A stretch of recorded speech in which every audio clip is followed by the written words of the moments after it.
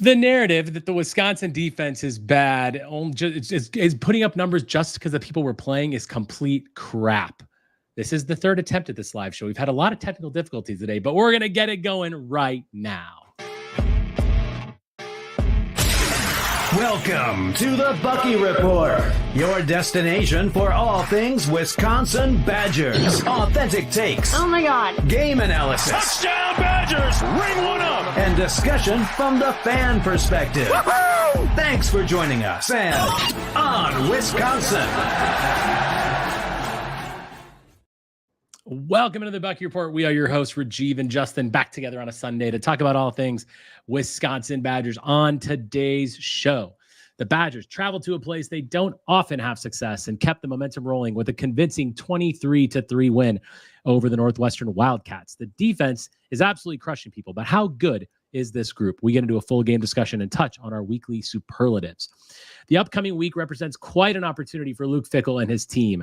Can they finally get the signature win that has proven to be so elusive? The Bucky Reported Locked On Badgers will be traveling this week. We'll update you on our plans ahead of the weekend. And lastly, we touch quickly on a decommit from Purdue, Braedyn, who is now projected to join Luke Fickell's 2025 class. We are at the Bucky Report on Twitter, YouTube, and wherever you can find your podcast. If you like what we're doing, hit the like button, hit the subscribe button. That helps us out a lot in the YouTube algorithm world and all that stuff. So really appreciate that. And of course, thank you all for joining us. Sorry for the technical difficulties. I started this live show. I was hearing a big feedback. Justin wasn't hearing it. Then I tried to do something else again. It was a disaster. We're fine. Here we are. Justin, we're 5-2. 3 weeks ago, we were like, what's going on? The world is falling. Something's happening. We're not gonna go to a bowl game. Here we are, 5-2. We did exactly what we needed to do for 3 weeks. How are you feeling right now as a Badger fan? I feel good, and I think Luke Fickell and the staff probably is like, it's about time you over-emotional idiots all kind of get on in lockstep with us and realize that we know what we're doing. It wasn't a clean game. It was a game that we saw a really quality defensive effort pretty much across the board. I will admittedly say that I didn't love it, but I think it's exactly what this team needed going into a tough game against Penn State. I think a game where we were just kind of not pressed at all and played too well would probably not do us any favors heading into that game. I think it's good for the focus for them to think that we didn't play a great game and to really lock in and be like, we need to clean up these issues that we had in that game because we can't afford to have those be problems going against Penn State. Yeah, I mean, it's a good time to be a Badger fan right now. You look across the conference, you see teams like Iowa struggling against Michigan State, USC struggling against Maryland, and Michigan. Michigan looking like complete trash. All we've done is win the games we're supposed to win. Now, I know we lost Alabama and USC.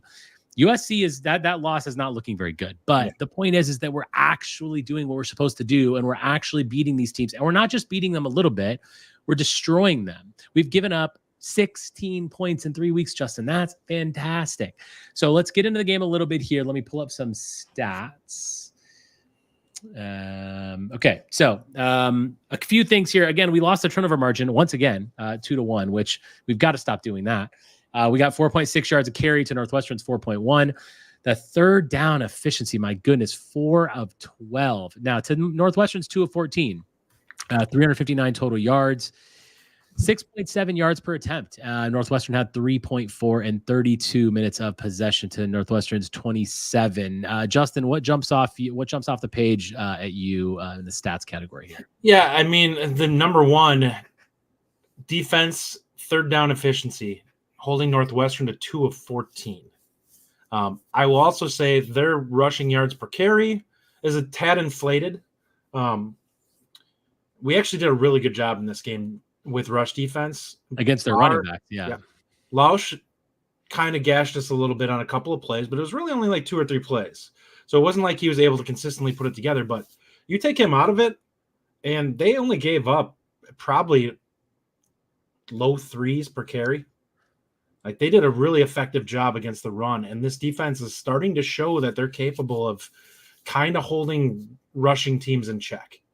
I don't think we're looking at a dominant run defense like we used to have, but I think they're better than average, and I think we need to start giving them credit there with what we're starting to see from them. Not that we've had world beaters, but the thing is, they've been consistent, and they actually did a decent job holding down Alabama and a decent job holding down, USC in that regard. So at some point, we need to start giving some respect to the defense in the front seven for what they do. And I think we've been starting to do that. Oh, yeah. But they're consistently starting to show improvement on that side, and it's really been impressive. Yeah, we're going to do that a lot today. A lot of what we talk about today is going to be defensive related. But let's get into the offense first. Let's talk a little bit about it. Wasn't a perfect day from the offense, of course. The turnover is certainly an issue still. We turned the ball over twice. We really need to not do that. Locke had an up and down day, just going through some offensive involvement. First, from the skill position players, Walker had a great day, of course, 23 for 126, 5.5 yards a carry. Dupree looked better. He 3.6 yards a carry, but he's definitely starting to grow into it. Cade just not getting the carries. I don't really know what's going on with that, but we'll talk about it a little bit. And Trech even on the board there. From a receiver perspective, Will Pauling got the most targets, 8 targets, 5 receptions. I thought he had a really good game yesterday. CJ Williams, 4 targets, dropped 1 in the end zone that really should have been. But Vinny Anthony again, still getting 2 catches. And Kekahuna only got 1 target and 1 catch, which I think, Justin, is a bit of an issue that I really would like to be corrected. But no argument here. Complaint. It's hard to complain about overall. I mean, the offense is not going to be perfect every week. That's okay. But we still got it done when we needed to. And if they're saving stuff for next week, that's all fine and dandy. It's okay that they didn't crush them this week. They're not perfect. But from a skill position perspective, now outside of Locke, let's talk about the other guys first. I mean, Walker looks fantastic. He just looks like he's elusive. He's kind of just fighting through tackles. It's very hard to bring him down. I mean, this has become quite the weapon for Wisconsin. Yeah, I think you had Ryan compare him to Corey Clement, and I think that that's a really apt, comparison there. I think that's a guy that I look at and see both guys. Neither one of them really had top end speed, but they were elusive enough. They had good vision, and they were capable of really pushing and taking hits. And the biggest thing with him is that you cannot take down Tawee with one guy. He will fight through one guy, and until you bring extra bodies to finish him off, he's going to pick up 2, 3, 4 extra yards. And that's something that, has been really impressive with him going through this season so far.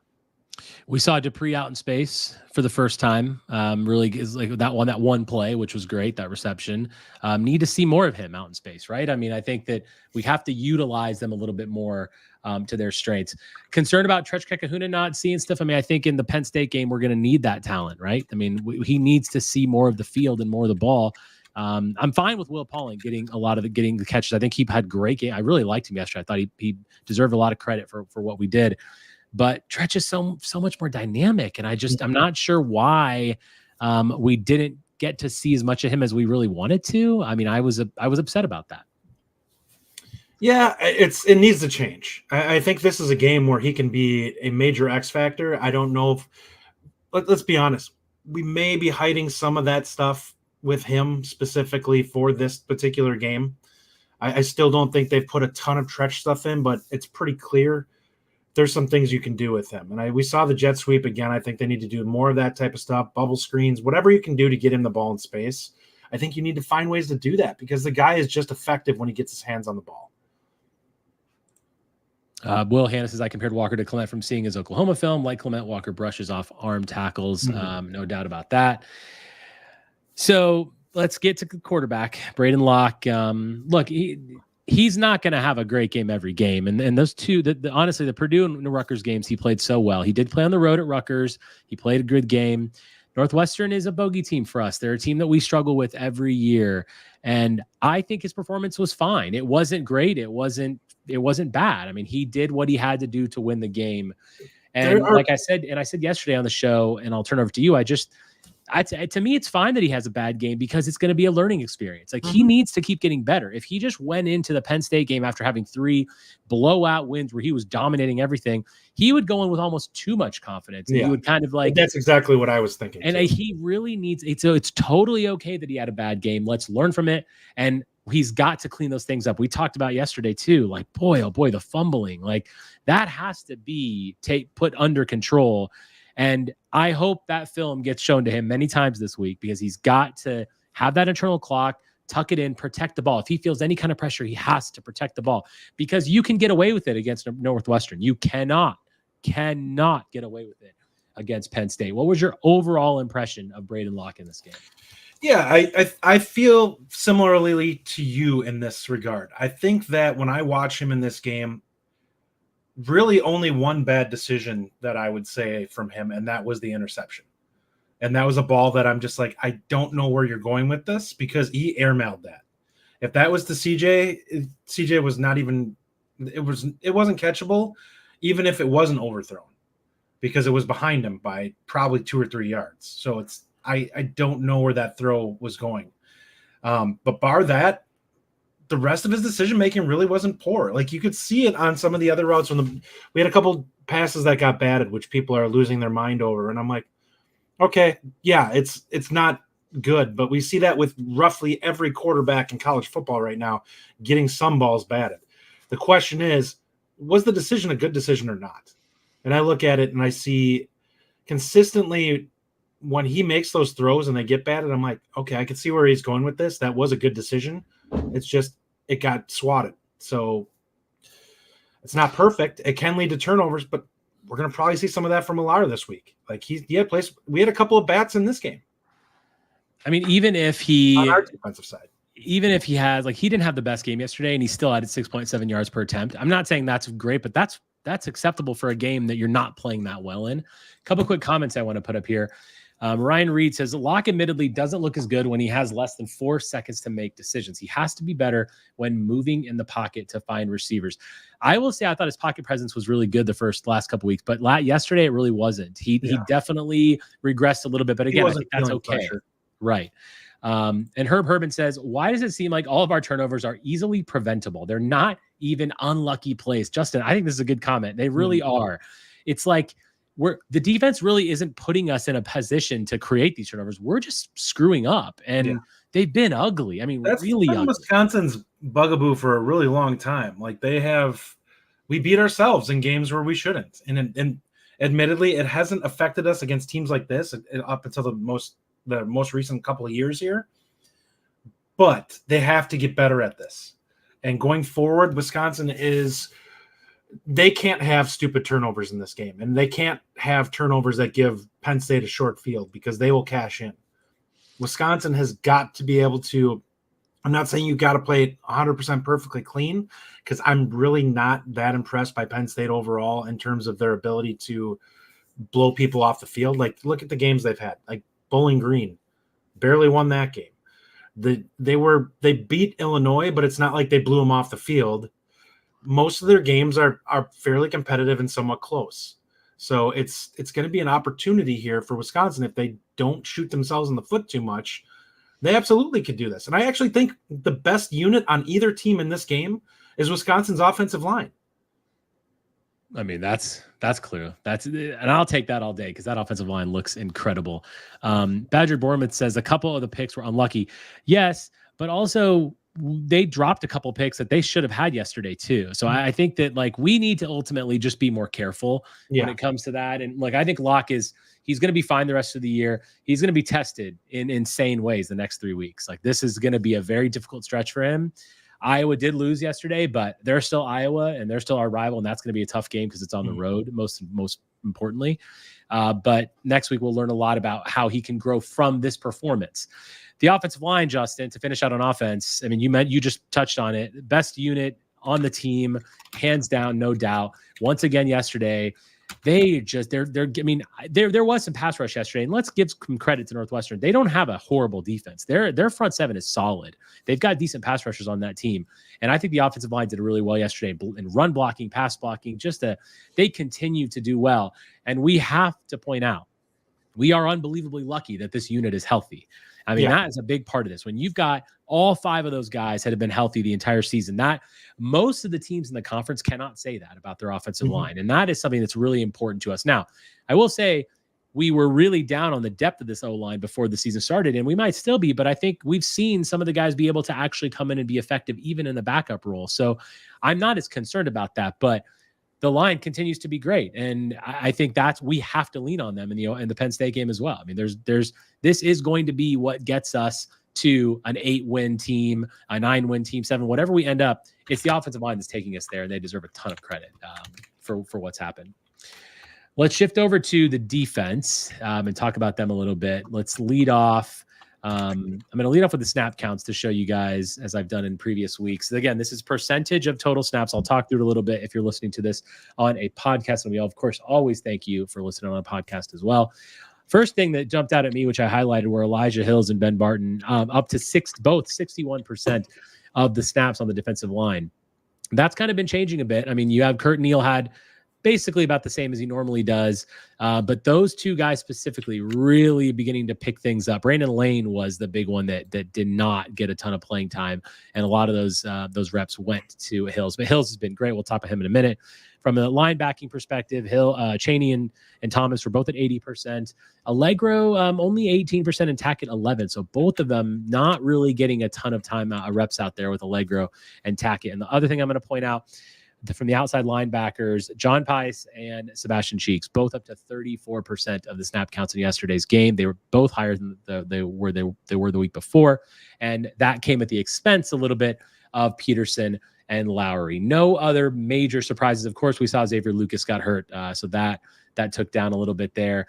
Justin, Elijah Hills and Ben Barton look to be taking over at the D-line position. I mean, the defensive line has played really well, and we were thinking this was going to be a huge issue for us. What are your thoughts on the D-line? Do you feel like it's just the teams we've been playing, or do you feel like based on what the technique you're seeing and everything you're watching out there, what is your analysis of the D-line right now? I think they're actually just pretty good. I don't think they're a dominant unit by any means, but I think they're an above-average run-stopping group. Like, we're not getting gashed. We're not giving up long runs to anybody, really. And if they can continue to do that, they can be effective against literally every team they play defensively. Because I think we'd all agree the secondary is actually one of the bigger strengths of this team, and they have the ability. Penn State's not going to be a problem in that regard. Their wide receiver room is really pedestrian when you look at it. There's not anyone, when you look at them statistically, they're averaging good yards per catch, but it's like they all have like one long catch, and then the rest of it's 10-yard catches. So I look at that, and I'm like, there's not anybody you're really game planning for that you're like we got to stop this guy. The tight end, absolutely there is. Oh, man. But in terms of looking at our rush defense, I think based off their offensive line, I think we can hold them in check. I don't think that they're a dominant running offensive line, and I think that we can cause problems for them a little bit.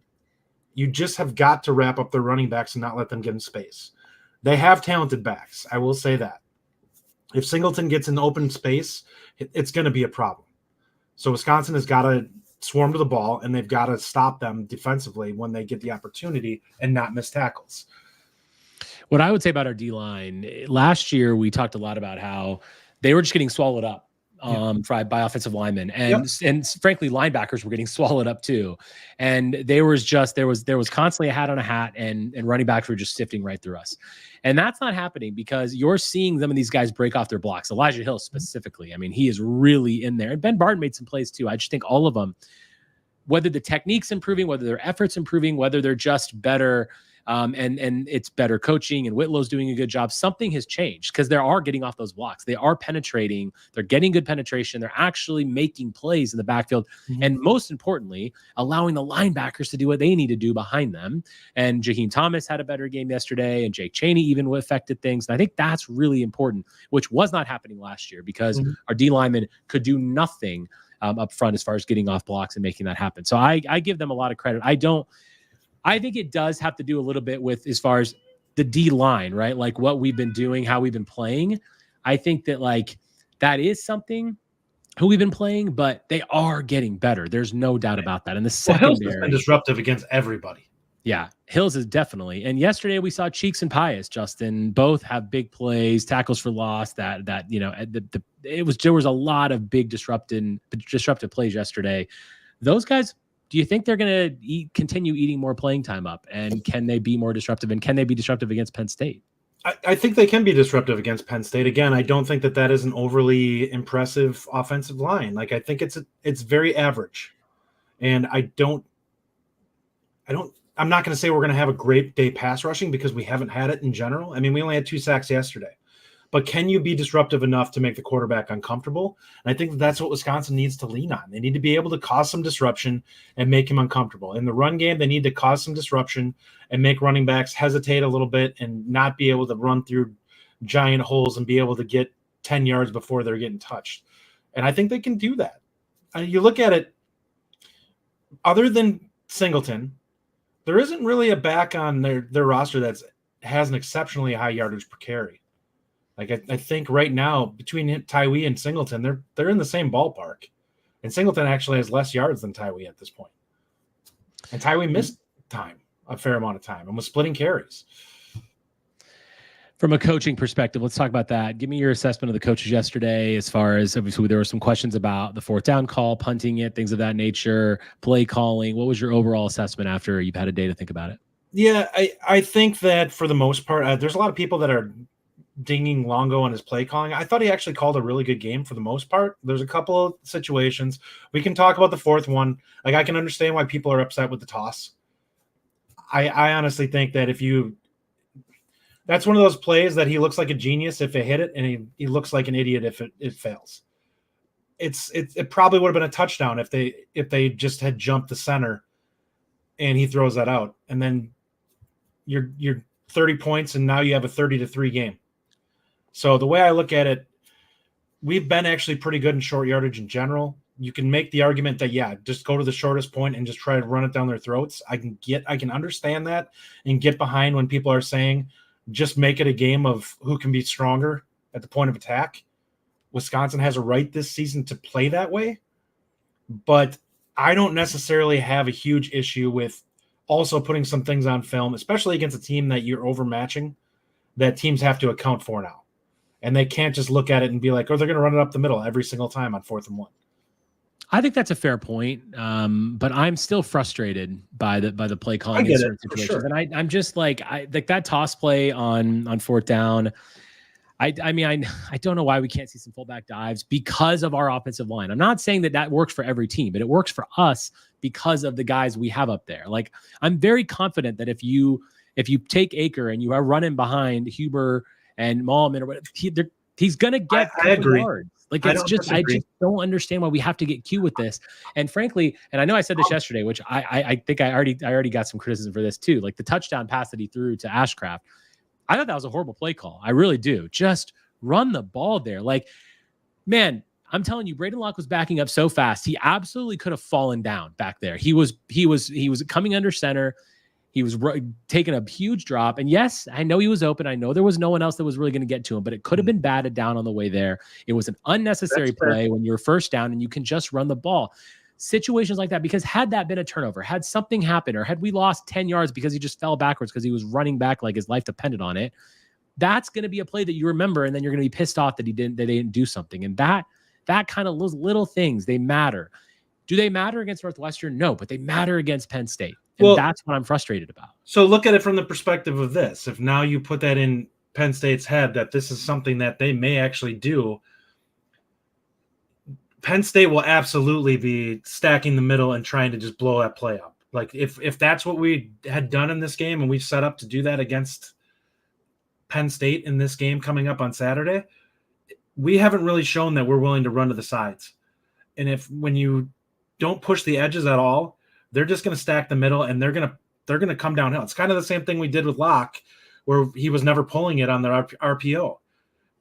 If you never do that, then the other team's going to look at it and we're just going to crash. And now you've given them something to think about where it's like, well, on film, they're willing to pitch it and try to go around the edge. I will agree with everyone who is talking about to the short side, but if they had just dove the play on a 4th and 1 there, the middle of the line stacks up and he runs 5 yards with no problem. Yeah, exactly. I do see what you're saying about putting stuff on film. I think that's a very fair point, and I want to acknowledge that. But I'm just frustrated because we haven't really settled in I agree. To how we can do it. Like, watching the Philadelphia Eagles play with that tush push annoys the crap out of me, but it is extremely effective. And I feel like I wish we had something that we could just go to and say, yep, we're doing this fullback dive, or we're doing this play or something, or even a QB sneak. Bo Dragon's in here talking about a QB sneak. I totally get that, Bo. Like, I would like to see that. I just think that sometimes you got to just take the thinking out of it and realize that you've got the better offensive line. And when you have the better offensive line, there is not much another team can really do. Do you think that is the same play call in a game that's we're tied or Wisconsin's going for the lead? Because I don't think that he's calling that pitch. I mean, Justin, I hope so, but I have no evidence to the contrary. Well, for the most part, he's run up the middle on plays that we have to have. He's run plays up the middle. We can argue that he gets too up the middle one time. You can argue that he's run plays that he's gotten too cute on, where he's got too much movement happening.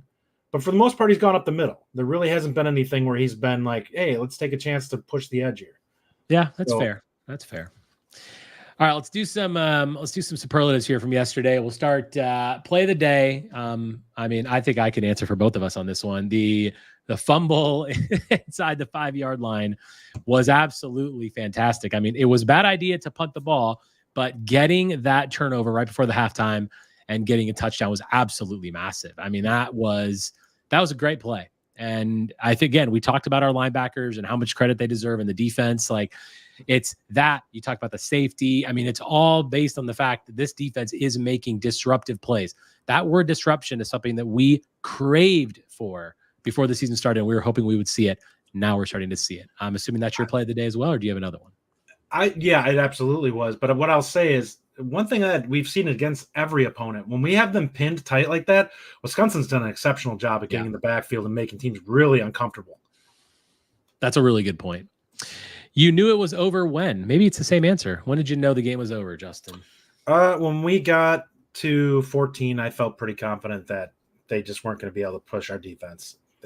Their quarterback is not a great thrower, and because of that, like I said, at one point, he was 3 for 11, and all 3 completions were that tight end. So when I start looking at that, it's kind of like, all right, this team, they're not going to be able to piece together enough passing. And I think we're good enough against the run that they're not going to be able to nickel and dime us down the field. And Wisconsin just doesn't give up big plays. Like, Wisconsin's playing a very Iowa-type defense this year, where it's just like, we're going to make you have to earn it 10 yards at a time to get down the field. The only team that's been able to gash us really was Alabama, who has athletes all over the field, which there is nobody outside of Oregon that can compare to that on our schedule. And other than that, it was USC having to execute the heck out of it consistently in order to be able to beat us by just going down the field 10 yards at a pop, 15 yards at a pop, where they had to do it on 3rd and longs consistently. I'll take my chances with that, because more times than not, most quarterbacks in college are not going to be able to do that consistently enough to put up a lot of points. Yeah, my answer to this one is definitely right at halftime. That was it was just a huge play, huge momentum shift. And by David Braun, what a horrific coaching decision, by the way. What was absolutely doing? I mean, honestly, when you're on, what was it, 3rd and long at that point? It was because they'd actually got the first down. They got the first down, which is why I think they didn't just run into the line, because they had that first down play, and they all of a sudden got confidence that they were going to go down the field and score. I mean, I don't know what that's all about. Biggest surprise, Justin. What was your biggest surprise yesterday? Probably. Well, there's a couple. Number one, I would say not seeing Yakimelli have a 15-yard, 20-yard carry shocked me, because he'd done it against everybody else. I thought the linebackers were good in this game, especially Jaheim Thomas. I thought he played well. And I think we're seeing the linebackers flow a lot better the further we get into the season, where they start to look like they're playing at a much higher level than what they were earlier in the season. We're seeing a lot more negative or tackles for loss. And that's something that we were really struggling to do earlier in the season. Yeah, for me, it's John Pius, just in general. I think him and Cheeks are really starting to show. And I mean, Pius especially, we needed that. He looked like he got shot out of a cannon. And I think that's the only way you're going to beat a team like Penn State is to be able to affect Drew Aller. I don't even know how to say his last name. I think it's Drew Aller, but anyway. Yeah, I think it's Aller. Drew Aller is going to be a problem if we don't get pressure on him. And I think that's really where guys like Pius and Cheeks, who have stepped up, who've taken some reps from those other guys, that's an important thing. So he was my biggest surprise yesterday. No doubt about that. Biggest disappointment. I don't want to kind of be too harsh on him because I don't think he was that terrible, but I think I would probably say Locke. After how he played the previous 2 games, this was a game where he took a step back a little bit. We saw some of the things that had plagued him last year when he had played, and I don't think it's like I don't necessarily look at this as a huge negative. I think it's a good thing for him to be reminded that he's got to play clean and he's got to make good decisions going forward. But I thought that this was not one of his better games. It still wasn't a bad game, but it wasn't a great game for him.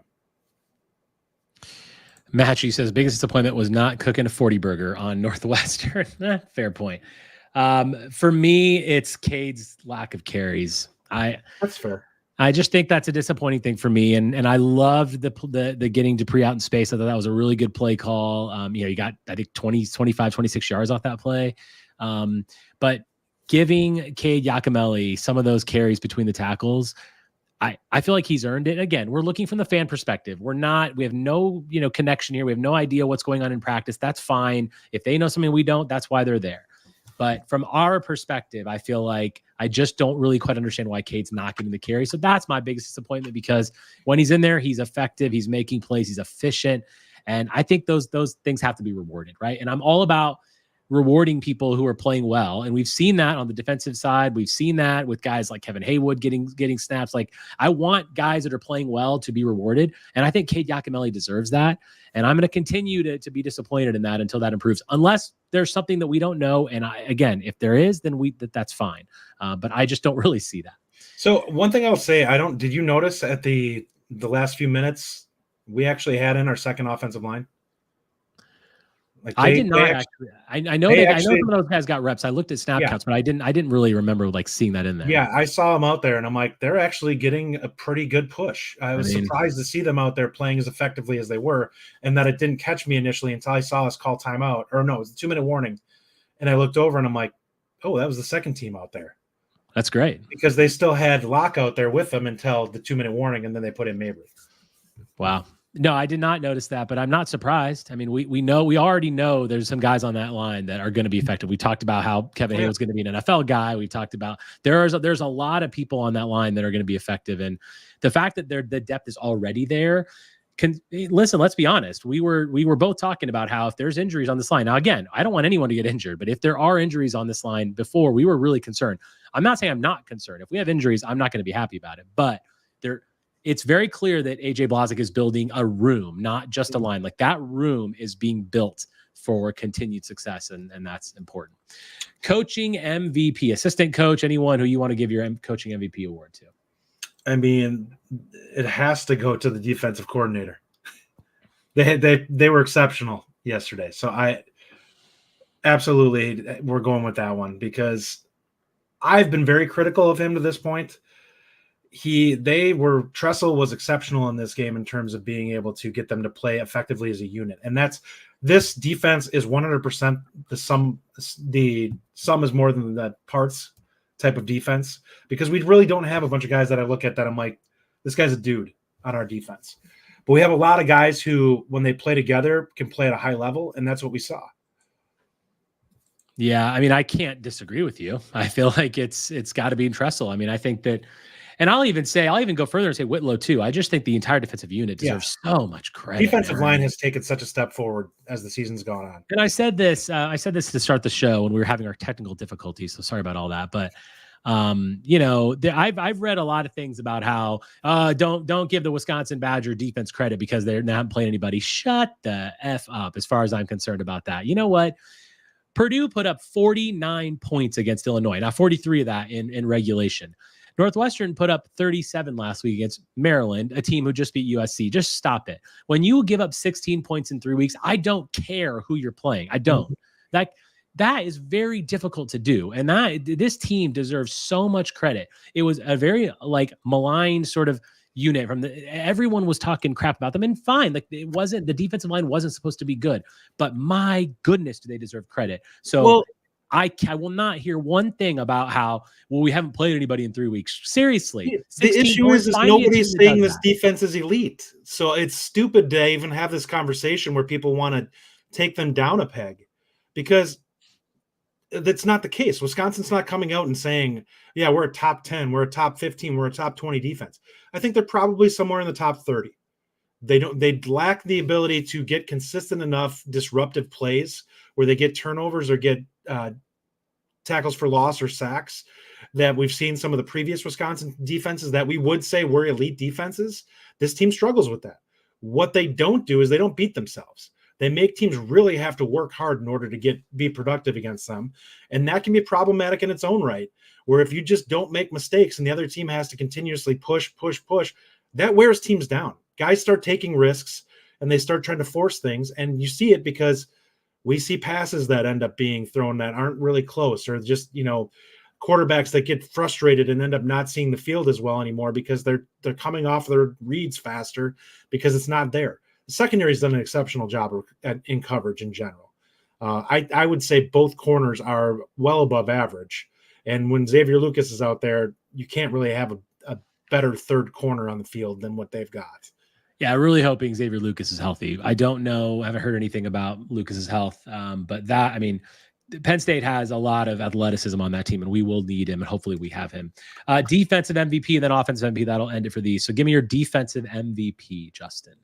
I'm just going to say the middle linebackers in general. I thought both Chaney and Jaheim Thomas played really well in this game, and they definitely caused some problems for the other team and how quickly they were able to clean things up. Both of them had a couple of negative plays that they caused. I can handle that if we can see that the rest of the season.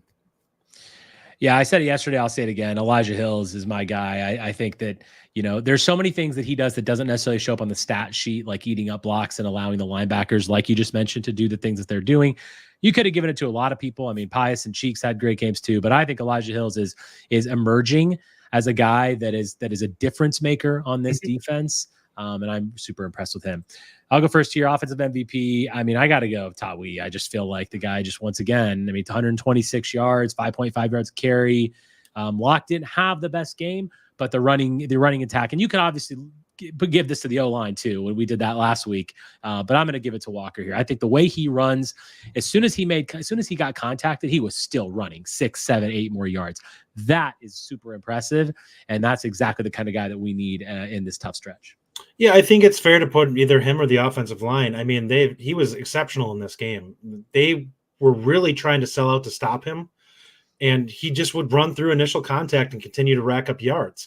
Now, I do think that this team is more balanced than we've seen in the past when Wisconsin gets against an opponent that wants to stack the box. It's probably the biggest difference I see offensively compared to what we've seen with most of our past teams.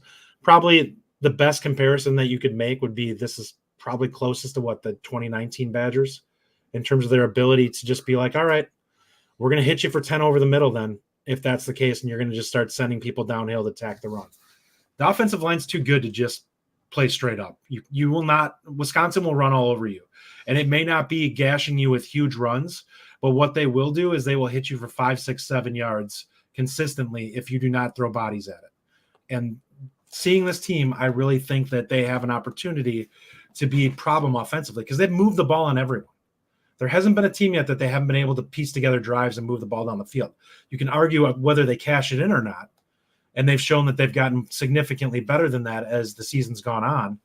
But I will say I don't think that there's anybody that they're going to play this season that they can be stopped like outright. They're going to be able to move the football against everybody. It's just whether or not they can put it in the end zone. Second half of USC was certainly one of those times where we struggled to move the ball. But yeah, you're absolutely right. It's nothing makes me happier than when Wisconsin has an offensive line like they do now. And when we didn't have an offensive line like we have, boy, it's difficult to watch. I also want to point out, and I didn't look up the stat, I don't know what kind of penalties we had yesterday, but once again, we continue to be really good in the discipline department. Last year, I don't know how many times you talked about Jack Nelson getting penalties on this podcast, but you talked about him a lot. And and he's been as clean as it gets. So a lot of credit goes to the entire team for not having the penalties.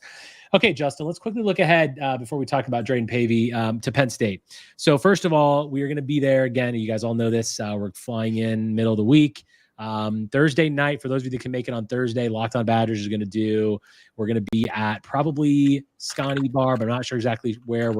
Brian's putting together a great event to actually watch the Wisconsin-Kentucky basketball game back when, one of the greatest games we've ever played, and just hang out, drink some beer and chill. And then on Friday, we'll figure out the Friday plans, but then Saturday, definitely before the game, it's going to be a long day of tailgating, Justin. I think we're going to have a lot of beers.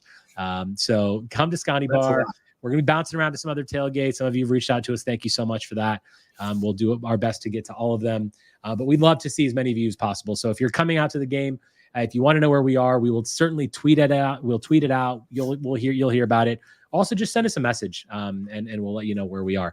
Last week, Justin, you said your confidence rating for Penn State was 50%. And I said my confidence rating was 40%. I want to know what your new confidence rating is now for Penn State. About whether I think it's a coin flip. I really do think this game is a coin flip. It's going to be whoever's defense can control the game.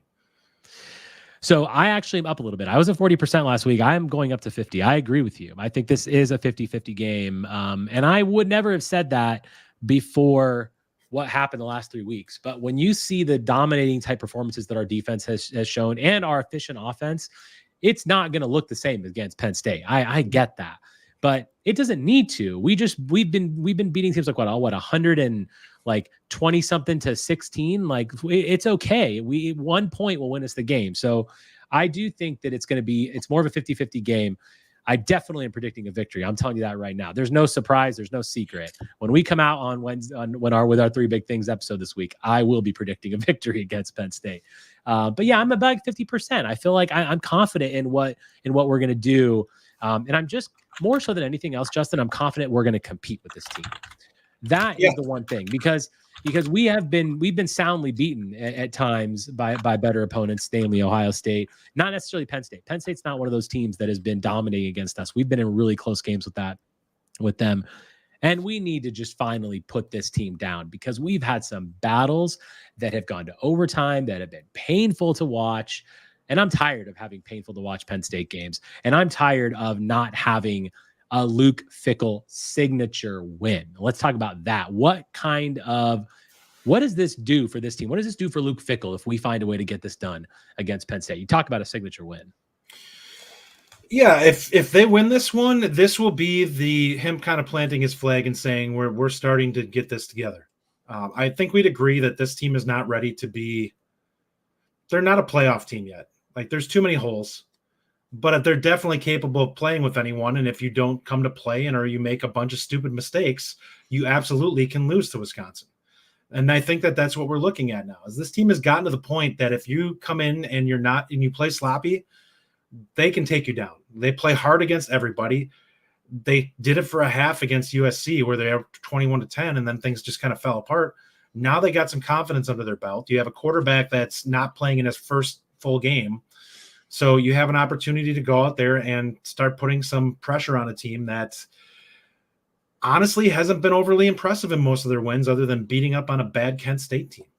So they have an opportunity to put some pressure on a team that has everything at risk. And their schedule is easy enough that I think that Penn State will probably get into the playoff regardless, even if they lose to us. But this is a game where Wisconsin, there's a risk that Penn State will slightly be looking ahead to Ohio State. And I don't think that they will be this isn't going to be a trap game. It's not. But there is a chance that they're just not quite as crisp as they would be coming into this, especially given they have a history of not being great coming out of byes under Franklin. So if Wisconsin catches them early and can jump on them and get up a couple, there's a chance that they could put a lot of pressure on them in this game. And they can run the football. I do not think that Penn State will be able to stop them from running. And they need to be committed to it. Big Ten play is the best running team in the Big Ten Conference. And they need to be committed to it. If it doesn't work early, that doesn't mean you stop. In my opinion, you got to stay committed to it. Bo Dragon puts a comment up here. Also, Vakos can't have a bad day. Yeah, We really need our special teams. And by the way, Atticus Bertram's fantastic performance once again. We need our entire special teams to really work. We got to field punts. We've got to make kicks. All those things have to work.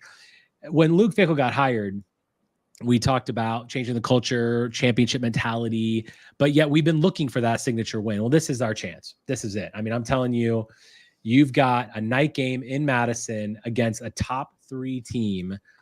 Whether or not they are a top 3 team, that's debatable, but that doesn't matter. Like, that's where they are, and they're coming here, and that'll be our 6th win of the season if we get it.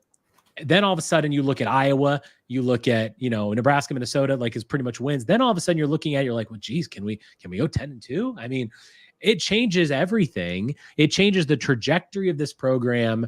It changes all the people that are like, he doesn't have a signature win yet. Is he really the guy for our program? He is.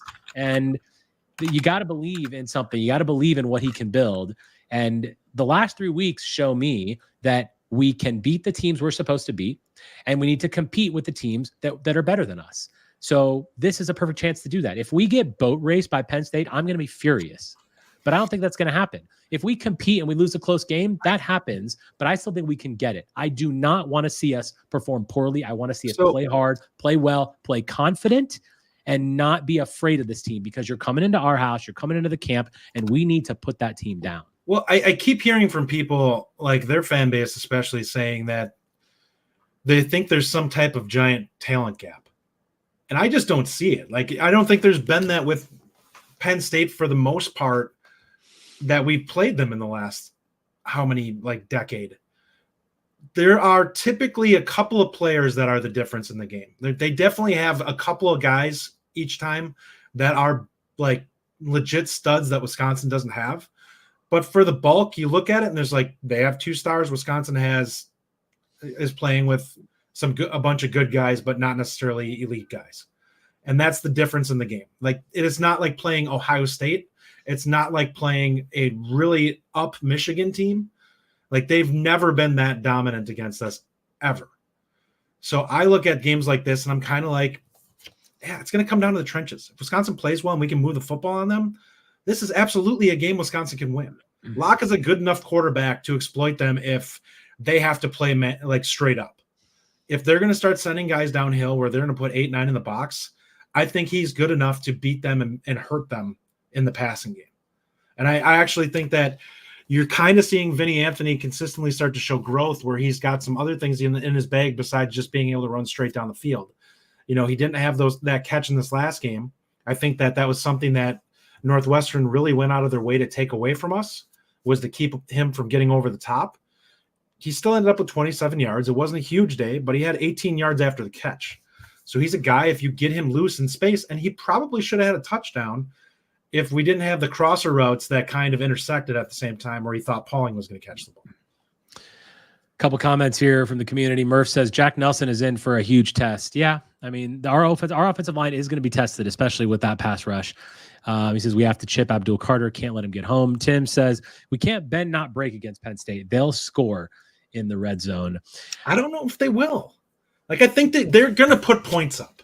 They have the best tight end in college football. Yes, and that's the guy that you've got to take away. But the wide receivers are not guys that are going to go out there and take over like Ohio State, or they're just not. When you look at the numbers, and I've taken a look at what their stats are across the board for their guys, we actually are more productive wide receivers than what they have. Now they have a better tight end. He's their leading receiver right now.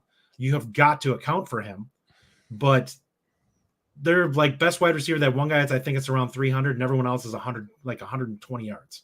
Yeah, I mean, you're right, but he's going to be such a weapon. By the way, he's going to be a massive problem. Red letter day in the Bucky report. Bo Dragon says Rajiv has me believing. I think, Bo, this is good news. I don't think I've ever had you believing before, but hey, one can always dream. Put it this way: what I'll say is, I do not see Penn State being able to just run the ball down our throat if they get into the red zone. They're going to have to earn it, which is what Wisconsin is going to have to make them do. I'm more worried, Justin, about the pass rush, and can we get pass rush on them, or is Drew Aller just going to stand back there and carve us up? Because and that's fair. I don't buy in that he's not a good quarterback. He is a good quarterback, and I feel like I understand what you're saying about the receivers, because you're right. Like, they don't have a great receivers, and Warren is amazing, But if we don't get pressure on Aller, they're going to scheme up plays. I mean, they have a great offensive coordinator. You love Kotelnicki. I mean, they're going the to biggest scheme up thing plays to get open. is they'll get guys, they'll send their backs out on delays and stuff like that. And that's something that Wisconsin's got to account for.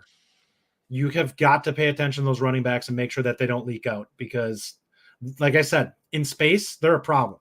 I don't want to see those guys getting loose, picking up 20 yards because you turned them loose when they didn't block you as much as you were expecting. Yeah.